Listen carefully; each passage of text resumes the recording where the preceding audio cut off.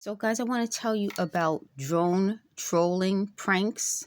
So it seems that if you just search on YouTube, you can just put in drones pranks and drone trolling or drone trolling pranks, and you'll find a lot of videos of people who use drones to follow people with cameras so that when you're going about your life, you're being followed not just by a drone, but it's a drone with a camera.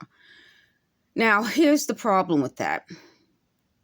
I'm not going to tell you guys what you should do in that situation because I don't know. Like, again, I'm telling you folks about what's happening to me, what research I'm doing on it, and I'm finding people who are being followed by drones.